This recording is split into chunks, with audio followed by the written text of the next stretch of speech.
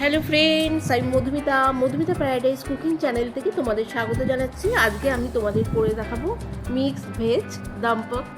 তার জন্য আমি এখানে কড়াইতে জল ফোটাতে বসিয়েছি, জলটা ফুটেও গেছে।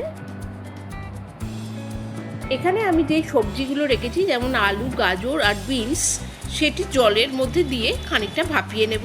তাতে আমাদের মিক্সড ভেজের যে কারিটা করব সেটা করতেও তাড়াতাড়ি হবে আর গ্যাসের খরচাও বাঁচবে। এবার এর মধ্যে আমি দিয়ে দেব সামান্য পরিমাণে হলুদ গুঁড়ো আর 1 চিমটে মতো নুন। ঢাকা দিয়ে এবার সেদ্ধ করতে বসাবো।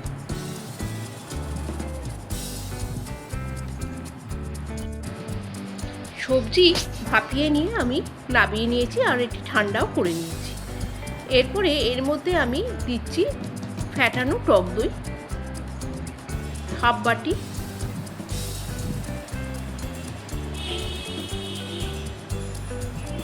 এবার আদা বাটা দেব 2 চামচ মতো,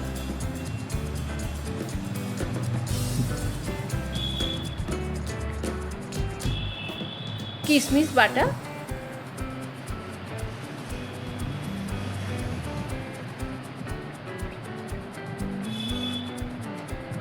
টমেটো কুচি,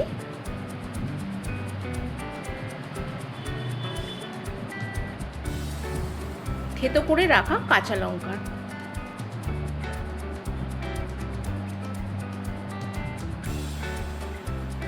কাশ্মীরি লাল লঙ্কার গুঁড়ো,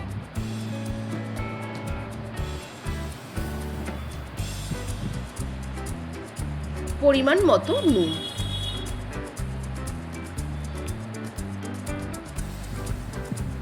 এবার সবজির সাথে মশলাটি ভালোভাবে মাখিয়ে নিয়ে আমি 10 মিনিট এটা রেস্টে রেখে দেব। কড়াইতে পরিমাণ মতো হোয়াইট অয়েল নিয়ে আমি গরম করে নিয়েছি। নিরামিষ মিক্সড ভেজ রেসিপিতে পনির দিলে খেতে কিন্তু দারুণ হয়। তার জন্য আমি তেলের মধ্যে পনিরের টুকরো দিয়ে একটু হালকাভাবে ভেজে নেব। পনিরগুলোর মধ্যে কিন্তু আমি আগে থেকেই সামান্য নুন ছড়িয়ে রেখে দিয়েছিলাম। পনির ভেজে আমি তুলে রেখে দিয়েছি আর কড়াইতে যে সামান্য তেল আছে তার মধ্যে একটি শুকনো লঙ্কা ফাটিয়ে আর গোটা তেজপাতা নিয়ে চিড়ে আমি ফোড়নে দিয়ে দিলাম। এবার ফোড়ন থেকে সুন্দর গন্ধ বেরোচ্ছে। 10 মিনিট ধরে আমি যেই ভেজিটেবলসগুলো মশলার মধ্যে মাখিয়ে রেখে দিয়েছিলাম সেইগুলো এবার কড়াইতে আমি দিয়ে দেব।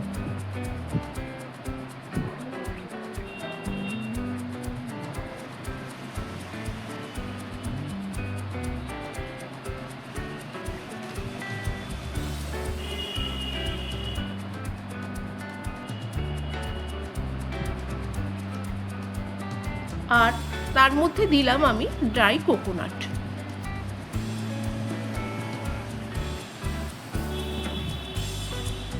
খুন্তির সাহায্যে ভালোভাবে এটি আমি মশলার সাথে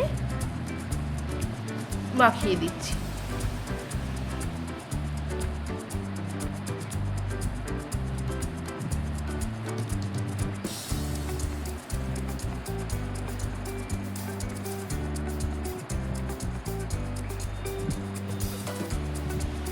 নিরামিষ রেসিপি যেহেতু তাই এর মধ্যে একটু চিনি দিলাম।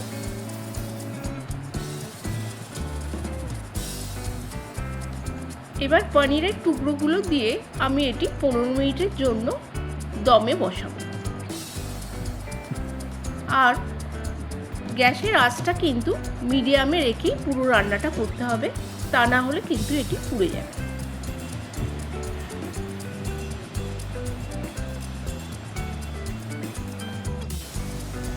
রেসিপি শেষ দিকে একদম চলে এসেছি আমি।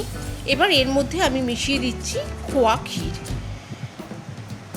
তোমাদের যদি খোয়া ক্ষীর না থাকে তাহলে দুধের সরও এর মধ্যে দিতে পারো, টেস্ট কিন্তু একই রকম হবে, খেতে সুস্বাদু। এবার আলতো হাতে আমি এটি ভেজিটেবলসের সাথে মিশিয়ে দিলাম। আর দিচ্ছি হাফ চামচ মতো বাটার দিয়ে আরও খানিকক্ষণ এটি আমি দমে রেখে দেব। তারপরেই তোমাদের সামনে সার্ভ করে দেখিয়ে দেব।